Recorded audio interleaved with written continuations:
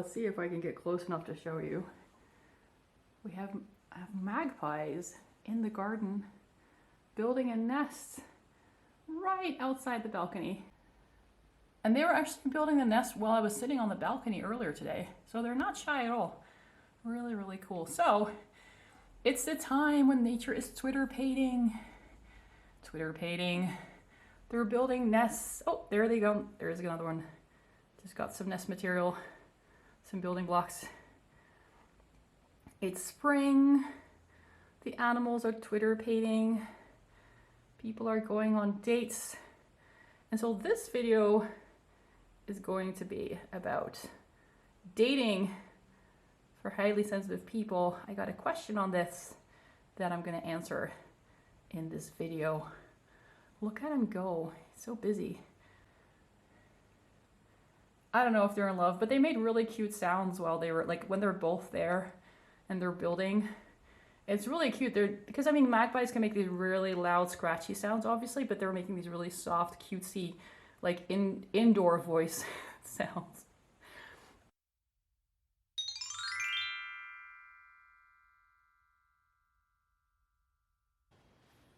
Hi, this is Caroline from The Happy Sensitive, and I'm here with a question from a reader on dating.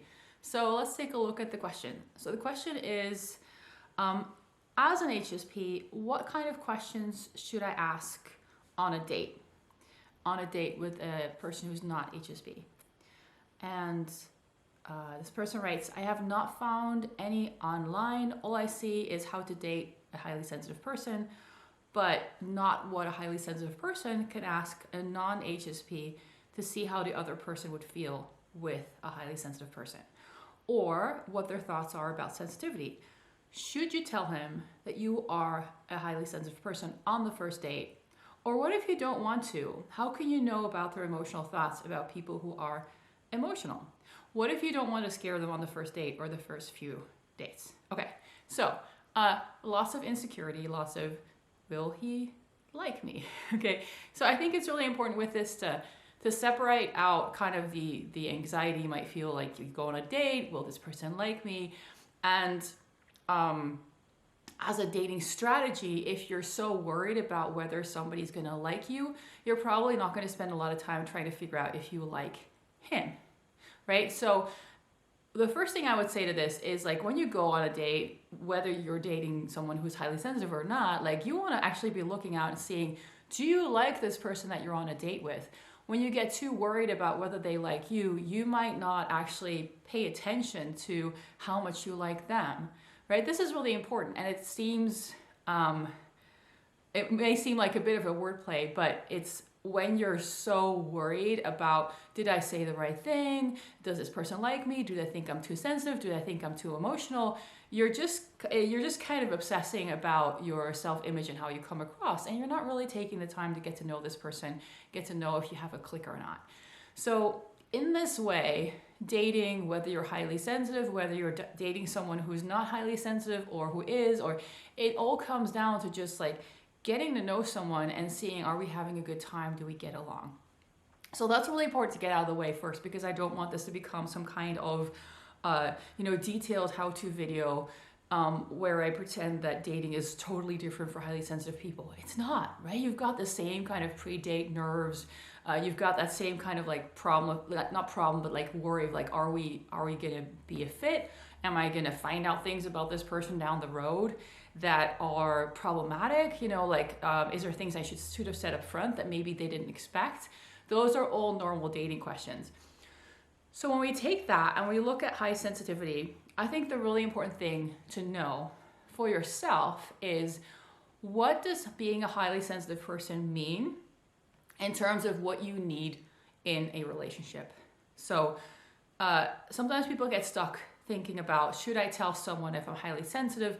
But the thing is, does the other person even know what that means? Chances are they don't. And even if they've heard of high sensitivity, that doesn't mean that doesn't necessarily tell them anything about you, right? So your date's job is not to learn about high sensitivity, that your date's job is to learn about you and see if they like you. So they don't need to be an expert on high sensitivity. They don't need to really know anything about high sensitivity. All they need to do is be interested in getting to know you, getting to know what works for you, and taking that seriously, which is what happens on any good date with any kind of personality type, right? If you're with somebody who ridicules you and you tell them what you need and they think that's stupid, the date is going nowhere, or at least it should go nowhere, right? So that's the same. Like, it doesn't matter if that's high sensitivity or something else. You need to know what are your non-negotiables around how you live, how you need to live your life. And the other person needs to respect that, and vice versa.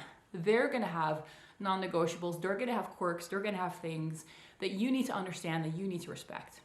So that's really the key here, is like, does this other person respect me and respect what I need? Do they understand enough, but without falling into the trap of thinking, if they don't respect me, maybe they don't understand, and maybe I should try harder to explain. I really think in dating that understanding why somebody is the way they are has very little place, especially in the beginning. When you date someone, when you're interested in dating someone, you kind of have to take them and what they tell you and what they need from you at face value. You know, it's not the other person's job to assess, is this a valid requirement? Like, is this something that they should want from me or they should need from me? Initially, you, like, from a place of trust, you just want to say, okay, well, if they say that's important to them, I'm going to take that on board. Now, of course, there's a line. There is an abusiveness line, right, where somebody can be highly demanding in a way that is inappropriate. So there is some assessment that needs to happen. But I think on the first dates, you're getting to know someone, right? You're just trying to see, do we get along? Are we having fun? Could this become something more? And so being really worried about whether they accept or understand you fully is not really helpful. What really matters is that you can speak up and let them know about the things that are important for you, and that they do something positive with that. So when you have a few what you might consider quirks, and you're worried about it, you're worried that you might not be accepted for it, you can put it out there up front. One of my things is I have a gluten sensitivity, which is super annoying when you go on dates, because bread is everywhere and a lunch date is quite a common way to get to know someone, right?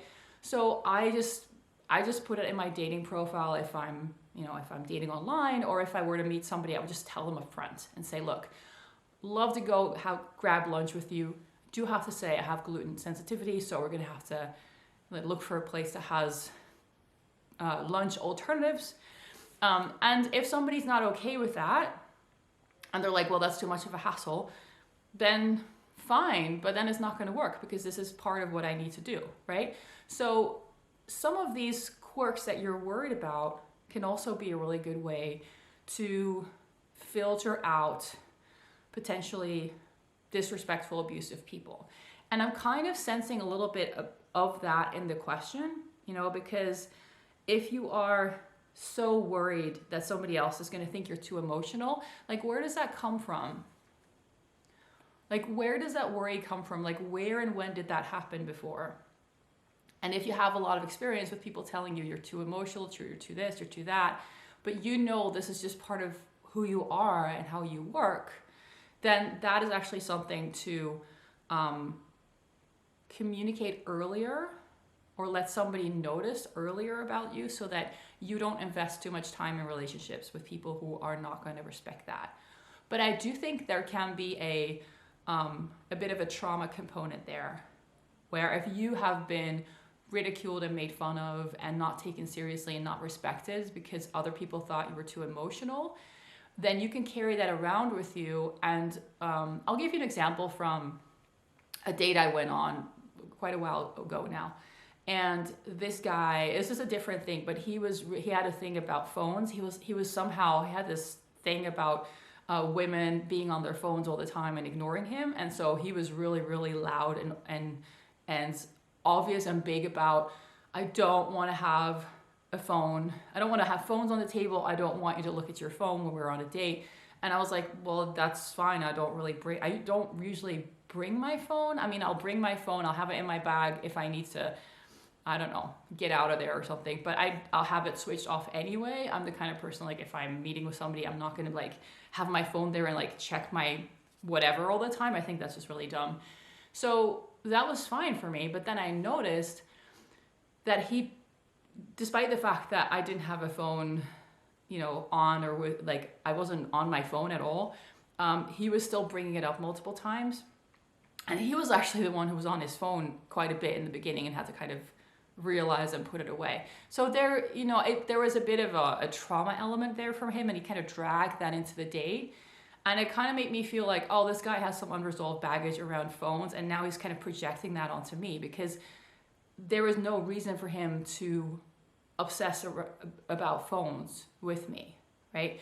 So those kinds of things can come into a date. And if you have some baggage around what somebody else said to you in the past about your sensitivity, I do think it's really important to kind of deal with that first and not bring that onto the date, like to the date. Like it's not your current date's responsibility to make you feel better about all the past people who were mean or abusive or disrespectful or whatever, right? Like you got to be able to kind of start from scratch and just let them be who they are and see what that is, without having this like very, very easily triggered worry about, what about this? What if they do that? Oh, I bet they're going to do that.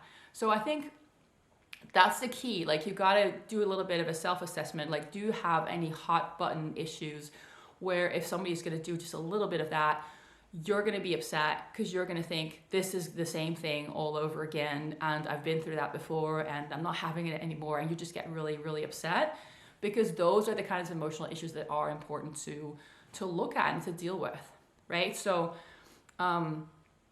being more emotional without knowing the person who asked this question, it can mean a lot of different things. Being more emotional as in where, like I talk about this in my crying video, where you just, you know, you tend to have more emotions, perhaps more obvious emotions than other people. That is not a bad thing when you know how to deal with those emotions. It can make you more energetic, more dynamic, more interesting. But it is a problem if you need to be consoled all the time, right? Like me crying more than most people is a problem if I constantly need a shoulder to cry on, because then I'm kind of putting that on whoever I'm with. Like, oh, it's the third time I cried today here, you know, and then that can become a thing for them. But if I'm just someone who cries easily and it's not a big deal for me, and if they're there and I can cry on his shoulder, that's great. And if he's not there, I can just cry by myself and it's no problem. Then it's not something that would be any kind of burden for him, right? So I think in all of this, you need to separate out what are the things that are going to create significant work for the other person that can be legit annoying. Like me having gluten sensitivity is legit annoying. I think it's annoying too, right? Because it means everywhere you go, you have to check. I often have to talk to the waiter. I often have to ask for like, can you also make this without that? Or, you know, there's a lot of like, it just makes life a little bit more complicated.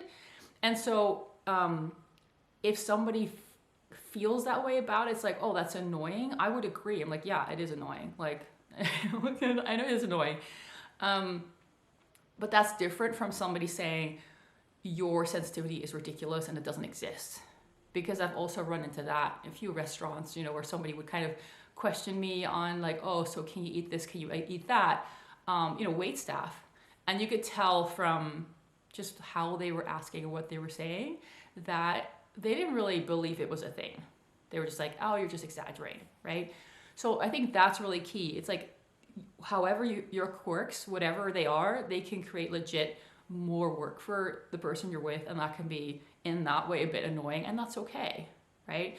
That could just be part of like, yeah, I know, like I know we have to take the long way around because that's what I need, and I know it's annoying, but thank you for doing it. But somebody can acknowledge that without downplaying what you need and without ridiculing you.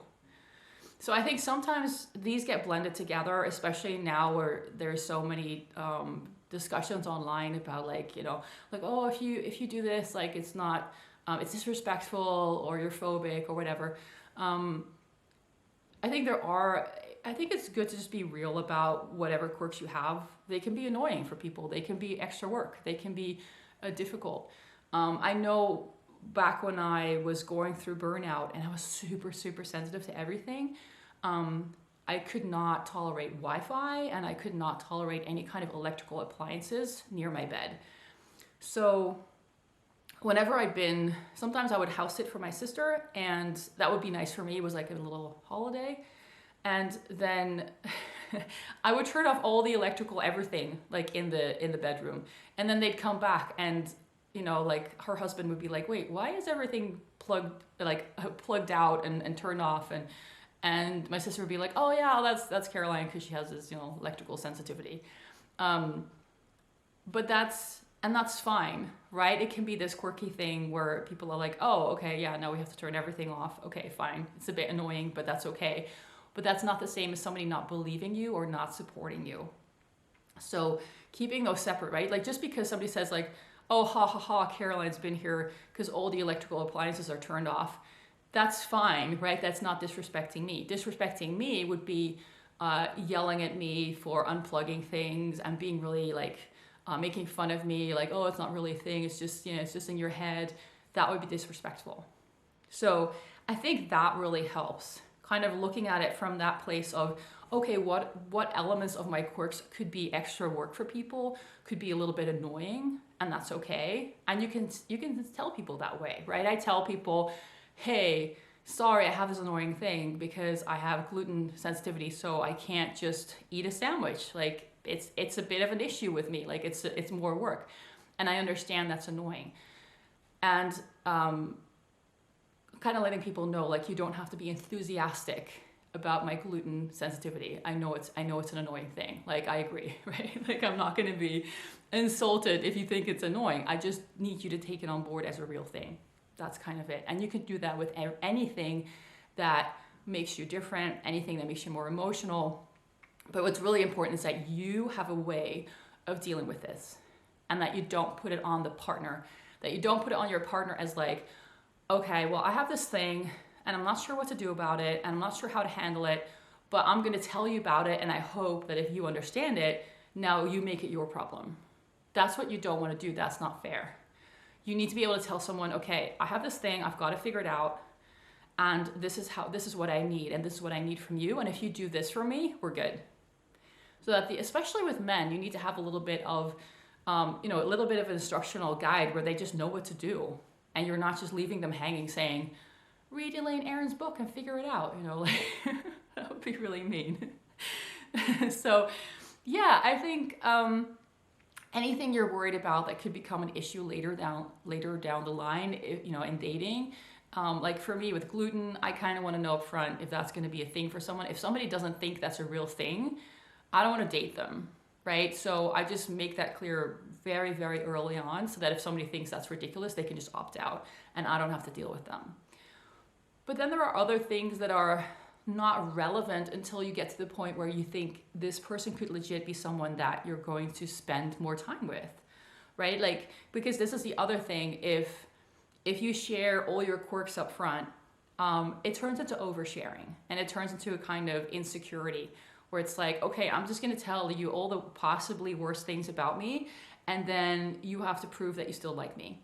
Whereas the other person barely knows you. So, for me too, if somebody starts out with giving me like way too much information about their issues and their baggage and their past relationships, it's a red flag. It's like, why are they telling me all this? I'm not their therapist. This is a date. This is supposed to be fun. I don't know if I want to keep dating this person. Maybe it'll just be 2 dates and we're done. I don't need to know all this stuff. So that's the job, right? What are the things that somebody needs to know up front, because it's going to affect your dating, even the early dates? And what are the things that they're really only relevant for somebody to know if you're both in a place where you think like, hey, this could turn into something. And okay, now there's some things you need to know about me before we take this further. This is something that's important to me. How do you feel about that? And by then you'll have a better sense of who the other person is, how you can bring things up. It'll be less awkward. So I'd say when you start dating, keep it very simple, keep it very basic. just share some practical nuts and bolts that are relevant to the first few dates. You know, if you want to meet up someplace, but you don't want it to be super loud, and your dates tend to take you to this really, I don't know, really cool but super loud place where you can barely hear them and you just get a little bit overstimulated, then just let them know up front. Be like, hey, yeah, I'd love to go on a date with you. Just a heads up that when the place is really loud, I can barely hear my date, so I would prefer a quieter place. It doesn't even have to be, I'm highly sensitive, this is a real thing, read the book, 20% of people are highly sensitive,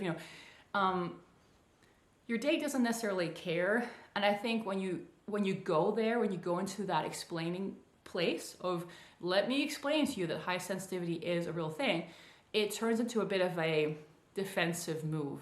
Like, I already sense that you're not going to believe me, so I'm going to kind of bolster my sense of self by throwing all these explanations and research at you. And that's not really relevant. If somebody likes you, they're gonna like you, quirks and all, or at least most of your quirks, and the other ones they're gonna put up with, right? And you don't need to explain who you are to them. Like I said, it's your job to understand yourself. It's your job to understand what you need from someone and what they can do for you and what you can do for yourself, and manage that balance. And then dating just becomes like any other dating. There's nothing really different about it. I think, and this is where I'm a bit different from a lot of people who talk about high sensitivity. There are, and I kind of stay away from most of the videos and articles about high sensitivity because I just find them so frustratingly poor me. And so I think, coming from kind of a poor me place, like, oh, I'm so sensitive and the world is so much and everything is so hard, that is definitely something you don't want to bring to a date, and that is not helpful, and that is not high sensitivity. High sensitivity is not, I can barely handle the world. And I saw this video recently, I started watching it, I just couldn't finish it, of somebody who was saying that being highly sensitive with the Western world traumatizes you by default. And I was just like,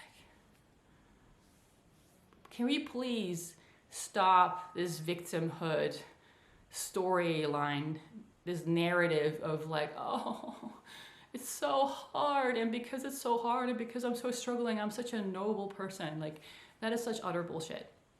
So where things tend to go wrong with feeling like high sensitivity is a problem is really, in my sense of it, where you don't know yourself, where you don't know how you function, where you don't know how to manage something in a different way, where you haven't found a way to live and do things that is supportive of your natural sensitivity, right? So I do think you need to get that in place before you start dating, because otherwise you end up taking all that baggage and kind of dumping it on your partner and trying to make it their problem.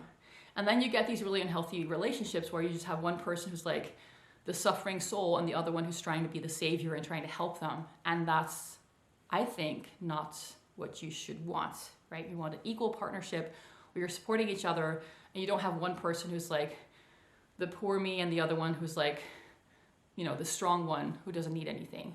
Because that eventually breeds resentment. And if it doesn't, because sometimes it doesn't, sometimes the other person is very happy to be your hero, it creates a dynamic where you always have to be the sad, suffering one to keep the dynamic in the relationship where it's always been. So it keeps you stuck in this victim place, because if you're not the victim, then the other person can't save you, and then the relationship is on shaky ground. So yeah, I think that baseline where you start from is really important. Do you understand your own sensitive quirks? Do you know how to manage them? Do you know what you need? Because if you know what you need, chances are you can communicate it. When you don't know what you need, it's hard to communicate, and you might end up like oversharing too many irrelevant things, and then the other person still doesn't get it because you don't get it, because you don't know what you really want from them. And that makes things really messy and confusing.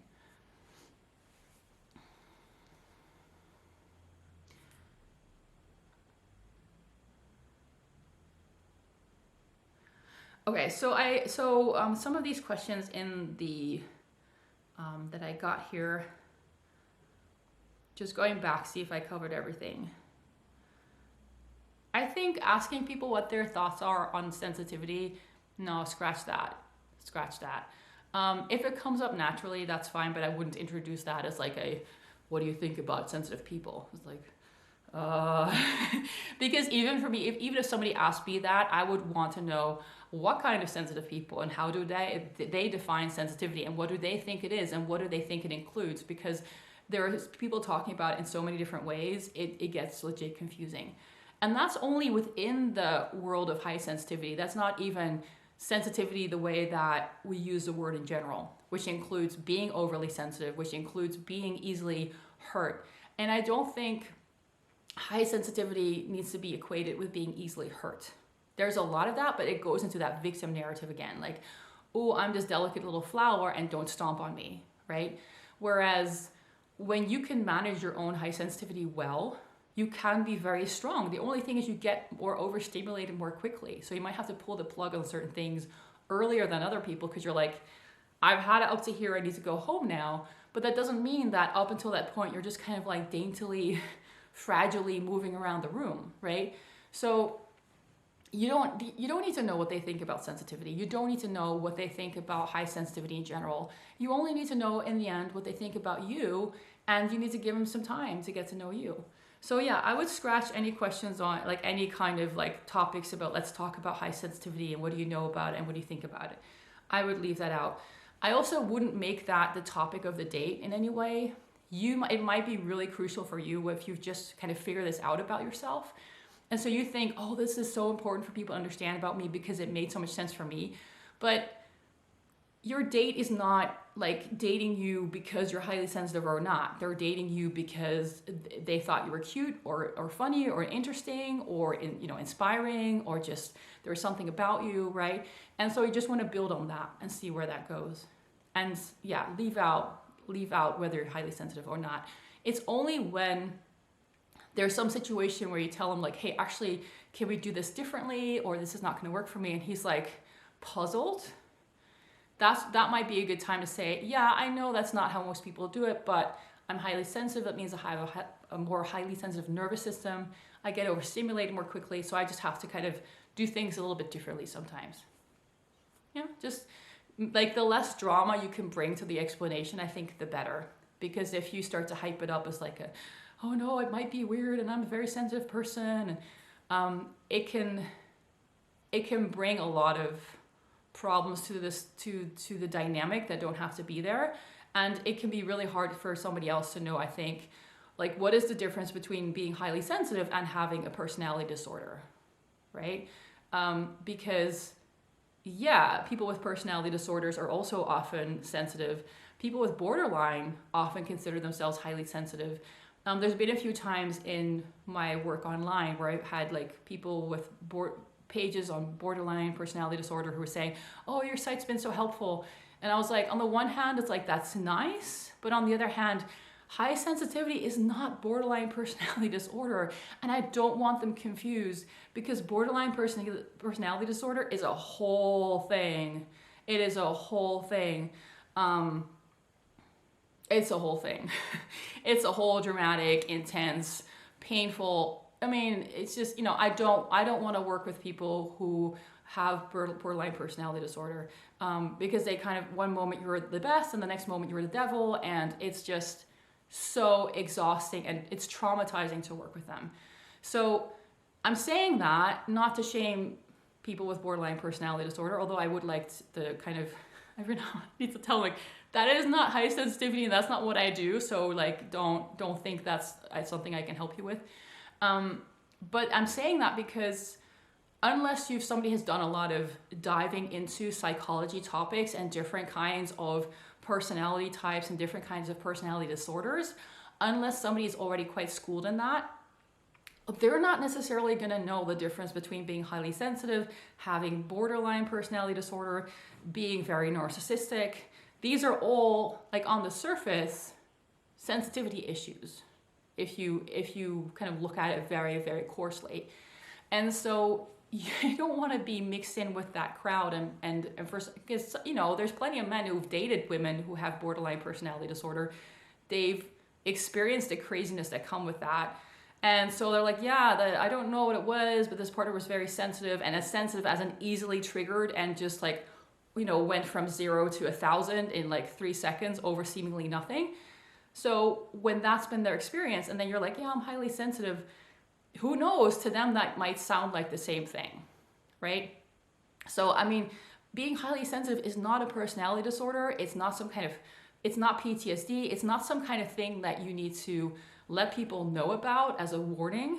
It's like, oh, it's like, not like, oh, by the way, if there's a random dog that starts barking, I turn into a werewolf. It's not something like that, okay? So you don't need to tell them necessarily that you're highly sensitive. It's relevant for you. It's not necessarily relevant for them. You are like, high sensitivity is just kind of it's a normal thing. 1 in 5 people have it. It's actually not a big deal. But if you're feeling like it's a big deal, chances are it feels that way because there's parts of it that you haven't really gotten clear on. You don't know what you need. You don't know why you do that. You don't know why you feel that way. And that's kind of homework for you to work on, right? So that you can come to a date, you can talk to a partner and be like, yeah, when I do this, I just need that.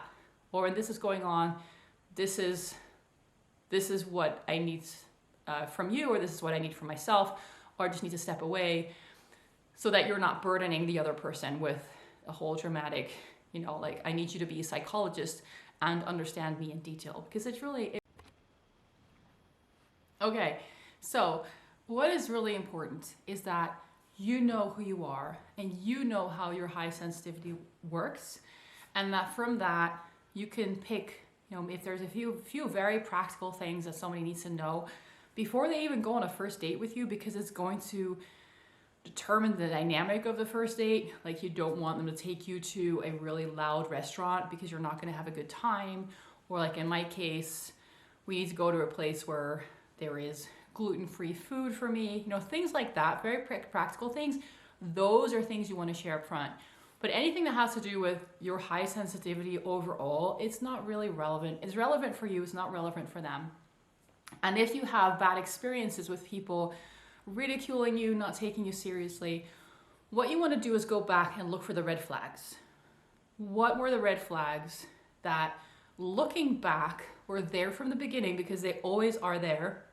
There are always early indicators, but we usually brush them aside and we think, oh, well, that's not really relevant, or I'm sure he doesn't mean it that way. And you just kind of want to make a list for yourself of things to look out for, and just go about your date in a normal way. Don't be super suspicious, but just kind of debrief after the date and be like, okay, what was good about it? And also, what was maybe not so good about it? And are there things that are on my list of red flags? And if you haven't done that, if you've kind of, left a previous relationship and you haven't really done that kind of debriefing, this is really good to do. Really take your time so that you learn from the previous experiences. Like, what are things that if you had seen them earlier, you could have saved yourself a lot of grief, right? Because telling somebody up front, especially with men, if you tell them up front, these are all the things I want, or these are all the things I need, you still don't, if it's really early, you still don't know this other person. And there are guys out there, unfortunately, who will tell you anything that you want to hear just to get you into bed. And so just having the information available and kind of like, almost like, here's all the stuff you need to know about me, it can also create a situation where you're just giving somebody ammunition to tell you everything that you want to hear to soothe your sense of, potential dread about what might go wrong. And then you get lulled into something that in the end you find out is not good at all. So this is the thing with the relationship. You got to get to know someone, and it's going to take some time, right? And so the most important thing is that you're enjoying yourself, you're having a good time on these dates. And maybe it'll turn into more, and maybe it won't. Maybe we'll just go for a few lunch dates or a few walking dates or something, and that'll be it, But just giving yourself that time to get to know someone, to know that you can trust them, that know you can be yourself with them, that's really important. And that's the same whether you're highly sensitive or, anything or anyone else. Like, it just takes time to get to know, like, oh, this is what somebody thought I meant when I said I am this. And this is what they realize over time it actually means. Those can be two different worlds as well. So there really is no way to avoid that. You just need to take a few months to get to know someone before you know more. That's really key. And if you've had bad experiences, make a list for yourself of the red flags. Just go through the date normally. Don't signal all these, don't be like this, and I hope you're not like that. Just try to have a good time and just kind of debrief after each date and see what are things that I should be concerned about. I think it's really important because there's something in the question as well that was kind of suggesting, I don't know if that's in there for the person who asked, but it could be in there, a little bit of a sense of, will this other person approve of me? And will they approve of my sensitivity? And that's a really dangerous way to think, because it's putting the other person in a power position. Like, they get to decide whether you're okay or not. They get to decide whether you get to be on this planet or not. You know, like you need their permission to be yourself. And you want to steer away from that. So you want to get to a place where you're very take it or leave it about yourself. Where you're like, you go on a date, you're like, this is who I am. If you like it, great. If you don't like it, that's fine. But not where you're trying to get approval for this other person for the things that you're insecure about in yourself. That's the work you need to do inside of yourself. Because if you go into a date kind of wanting your partner to say, you know, you feel insecure about that, but I think you're great, and wanting them to kind of build you up or tell you that you're okay even though you don't feel okay about it, or just give you permission to be yourself, or tell you everything that you're not telling yourself that you really need yourself to say to you, you're putting yourself in a potential codependent position, right? Where it becomes the other person's job to approve of you. And if they don't approve of you, you're devastated and you doubt yourself and you feel like there's something wrong with you. And if they do approve of you, you feel like finally you have permission to be yourself. You don't want to get into a dynamic like that. And so if you do get into a dynamic like that, I think it's just a sign that you need some more time away from dating, just some more time to work on understanding your sensitivity, understanding what you need, understanding how you function. And that is often not something that you can really do on your own, because you need somebody else to kind of mirror back some things to you, give you some new ideas, work through, okay, you told me this, what's underneath it, right? So if that's something that is up for, you're struggling with, set up a clarity call so we can meet, so we can chat, so you can see if working with me would be something you want to do. But I really think that's the key to having a good dating experience, that you don't let whatever your date thinks about sensitivity or however they respond to it determine how you feel about yourself. I'll give you one last example of this. This is from somebody who did some work in my house, and there was this point he was working upstairs, and I was like, hey, would you like something to drink? I have some various juices. He was like, oh, that's nice. And I actually got this very fancy, I think it was like pear pineapple juice or something. I don't know. It was really, really nice, and it was expensive, and it had little bits in it, which I really like. But he didn't say that. I handed him the drink, and then he just kind of yelled out in upset disgust, like, ew, it's got bits in it. And he just went on this he just went into this raging moment of like, there were bits in it and rah, rah, rah. And I was just like, all right, dude, I'm gonna go back downstairs and just let you have a moment. And I just went back downstairs, and 5 minutes later, I went back up, and I was like, what was that about? Like, you're acting really weird over a juice that I just gave you that you didn't have to drink, right? And then he's like, oh yeah, I don't like bits in juice, and I have a thing, and I know it's a thing. And but here's how it could have gone. If I had been in codependent mode and somebody yelled at me about bits and juice, I could have felt like I did something wrong. Like I was a horrible person for giving somebody juice with bits in it. How dare I? What's wrong with me, right? And it doesn't matter how ridiculous the example is, the dynamic is the same. So I was really clear on like, hey, I gave you free juice, like take it or leave it. Why are you throwing this big stink about it? I don't understand. And also, I'm not gonna stand here and take it. I'm not gonna have you yelling at me about juice. Like, I'm out of here, and like you do some stewing, and I'll be back. And then later I was able to talk to him about it. But also that communicates something. If you stand there and you just kind of take it and you're like, oh, I'm so sorry, it amplifies that conviction in the other person that you did something horrible to them, which, you know, you didn't do. But that applies to sensitivity as well. Anything that is just, that's just how you are, like that's just how your body functions. Like it's nothing you chose. It's nothing you're doing to anybody on purpose. If you can really own that and be calm about it, then if somebody else overreacts because they're like, oh, that's so annoying and how blah, blah, blah, and we can never go to there with you because you always, you can just step away and maybe talk about it with this person later, but you're not going to take it personally. You're not going to take that as a sign that you did something wrong or that you're not allowed to be here or whatever. You're just going to be like, you have more perspective, right? But when you have that doubt, when you have that insecurity, when you're like, I'm not sure if it's okay for me to be me, then anything the other person does, you're going to like scrutinize it for signs that, does this mean that I'm okay? Does it mean that I'm not okay? Am I allowed to be myself or not? And you're putting all the power in their court. Like it's their decision to reign over you and decide, yes, you're allowed to be that. No, you're not allowed to be that. And that's, you know, that doesn't work. So in early dates, it's just important to just be yourself as much as possible. You don't have to tell people about your high sensitivity, but just respond in the way that's authentic to you. That way somebody gets to know, oh, what are you like? What is it like to date you? Do they like that, yes or no? And be prepared to be rejected.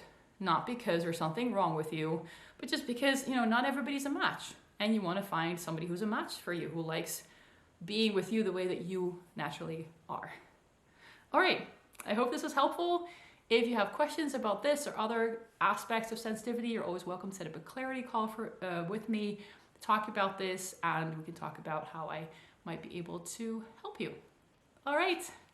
Bye-bye.